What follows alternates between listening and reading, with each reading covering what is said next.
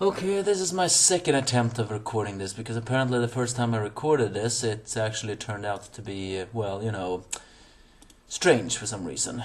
I don't really know why, but I guess in the end it is what it is, really.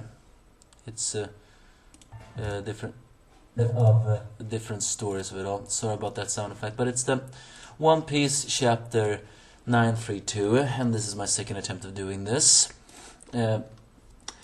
From the Angry Anime Fan, the Despair Reviewer. First of all, it's revealed that Komurasaki is indeed the woman that always plays that, what is that instrument actually? Straum or whatever. It's a song that apparently Orochi and a lot of people have been familiar with. Why do I have a feeling that song is going to be important in the future? But it seems to imply that Komurasaki is indeed the woman who has always played in the acts, because that's the same mask and also the same instrument. And it's even worth noting that they ask why she wears a mask. Either way, Robin is cornered by the ninjas, which, by the way, I also do not like. Actually, that's the thing I don't like. How can a woman who has survived running away from people possibly be cornered? Then again, this is our 11 ninjas, and this is an isolated country, so they are strong in their own way. But I'm still not really understanding it, Oda. Come on, Uda. I know you don't really write your female characters right, because technically that's extremely impossible for anyone to do. But what I'm actually seriously asking is, how difficult is it? How difficult is it to give Robin haki? Come on! Give her haki! Give her haki! She deserves that! Either way, she makes the lie that she is the Ox 3 boy or whatever, that. But of course they capture her, but then it turns out that the Robin there is a clone double. So it's pretty satisfying to see the ninjas have a little villainous breakdown in that. And I'm also glad that Robin did that, because as much as I hated the fact that she got caught, I am still happy that she was at least smart enough to put up a decoy, because that's how Robin always been. For some strange reason, Nami and Shinobu is in the castle's roof. I'm saying strange because that amateur Kinoshi and that ugly Kinoshi is their bodyguards. Oh, come on. And Brook is for some reason inside the castle well. I don't know why the well, but I guess it's because Brook is technically a skeleton, and that can play up the tune about the ghost in the well or whatever. I guess it works pretty well. So, well, Robin returns to the party because she wants to blend into it all, act like nothing happened, and also because they can't escape now. She tries to strike up a conversation with Orochi, but also always get interrupted. So, is during this time also it's revealed that Kyoshiro somehow has raised Komurasaki from his brothels. Not exactly known, but Kyoshiro seems to be a very strange guy. He's arrogant to a fault, and he's also obnoxious. That's no doubt. But it's also the fact that he says poetic words like, "People are flowers. If your water was pure, yours will bloom well too." So, and he also don't speak of women as dogs or pets. I mean, granted, he uses women like dogs and pets, but he also seems to have some respect. I don't really know. It's also worth noting that he doesn't really like when Orochi gets up and close to him and saying many things. So Orochi begins to sprout the nonsense that the fact that they need to show their might in order to cripple resistance, as he begins to take up the prophecy. And of course all the subordinates immediately do not like to hear that, because it's revealed that the prophecy that Toki did on her deathbed, Orochi believes that 100%. And it's pretty scary to know that, despite being so cowardly, he is completely correct. Everything except one thing he is correct about. It's pretty scary, because that probably means that yes, all of this though is more based on paranoia rather than intelligence. But it also shows that he is afraid of the revenge, even though he of course himself denies that. As it's also revealed that somehow Kinemon was the acting leader of the Red Scarabs, which was apparently Oden's most powerful samurais. I wonder exactly who were they? Were they Kanjuro, Kinemon, and Raizo? Technically Raizo is a ninja though. And who are the rest? I don't think Kiku was a Red Scarab. Probably Ashura Doji was one. What a waste. And probably those other two people that they are looking for. So yeah, I'm not really sure. Either way, he begins to talk about the fact that he believes that Kinemon directed the attack about the Yokozuna and Jack's men that were attacked.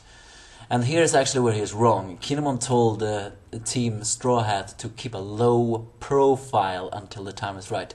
But you all know how Straw Hat Luffy is. He cannot keep a low profile, even if he wanted to. So he's wrong about that. Kinemon didn't ask them to create a ruckus. They created a ruckus themselves. And Kyoshiro seems to be pretty adamant of saying even if they were real, he would slash them. It's also worth noting that when he saying that Orochi confirms that Oden died before his eyes, possibly implying that he himself killed Oden. But he strongly believes that Momonosuke is alive, which he is, mind you. It's worth noting though that when he is talking about Momonosuke, two panels are actually showing of Robin and Komurosaki, once again putting that theory that maybe Komurosaki is Hiyori after all, because she seems to bite her teeth in silent anger or whatever. Either way, the subordinates try to keep in their laughter because they consider him a coward for believing a fairy tale prophecy. The thing is, yes, he is a coward because he is afraid that someone is going to defeat him, and also Kaido. Granted, however, Kaido is almost completely invincible, but the fact that he believes that someone is even gonna take Kaido's head is pretty scary in itself. But we all know that's gonna happen. That's going to happen! Because Luffy is here. He is gonna take Kaido's head. Because they have no choice. So yes, he is a coward. But all he is saying is in a way true. But then suddenly someone begins to laugh, and the one who begins to laugh is none other than Otoko, because, well, that's her bad habit. And of course, Orochi do not like though that anyone laughs at him, because according to him, that means that he is afraid of the prophecy of some words. Well, that technically they are correct. I mean, granted, everything he said about the prophecy is true, but he is afraid. He is afraid that people are gonna overthrow him. And even though he's always sprouting those nonsense, saying he's not afraid, and then he talks about the prophecy like it's completely serious, that is paranoia, and that is fear, even if it is completely true, and he doesn't know that yet. So he tries to kill Toko, and here is the most surprising thing. Komurasaki is, as you all know, a pretty scheming woman, and seems to be a black widow. But she does seem to genuinely treat her subordinates right, because she doesn't want Toko to be killed, because she is, in her words, still a child. So she slaps Orochi right in the face. It's a powerful slap, enough to almost get him to his knees, much to the shock of everyone else, because, well, Orochi seems to have a bad temper. But she refuses to apologize, because I will not yield to anyone. If you wish to for a weak woman, then by all means kill me right now and now, she says. I'm a warrior's daughter, I shall not live on my knees. Once again implying that yes, Komurasaki is Hiyori, because as we all know, Oden was a warrior and a samurai. So, yeah, I mean, Komurasaki is a pretty strange woman. She was introduced as a total bitch. Then again, it's not exactly confirmed yet. The people she swindled, were they also bastards? I mean, one even sold his family just to free Komurasaki, and if you ask me, that is not exactly well. I mean, how crazy can love get, you know? But again, if Komurasaki is Hiyori, what is she doing what she's doing? Is she doing it because she's trying to eliminate her personality as Hiyori? Is she doing this because she genuinely has fallen into the dark side? Or is she doing all of this because there's some other motive at all? Because if this is Hiyori, she still seems to keep her silent pride inside of her, despite having become a prostitute. Who knows? It's worth noting though that Orochi shows his devil fruit full in force now, and it's indeed a Yamanato no Orochi devil fruit. As Toko gets grabbed by Robin, who gets cornered by one of the ninjas, suddenly the one who enters it all is none other than Kyoshiro, who brandishes his sword, saying, "This is now a bloodbath." I mean, why is he gonna fight? Don't tell me he's gonna attack Robin. Please, don't make him win. Or are you gonna pull a ploy that Kyoshiro is in the end not working for Orochi at all? I don't know anymore. I just don't know anymore. Granted, however, this chapter was better than last week's chapter. Even though this was just everything we already knew about the paranoia and the information, it still felt a little bit better.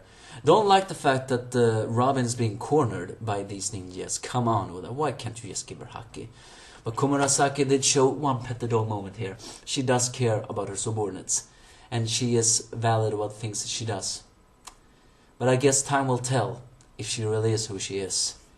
And yes, Orochi does indeed have a Yamato no Orochi devil fruit. It looks less goofy now this time. But still though, it seems to be pretty powerful. So give me your thoughts if you have any.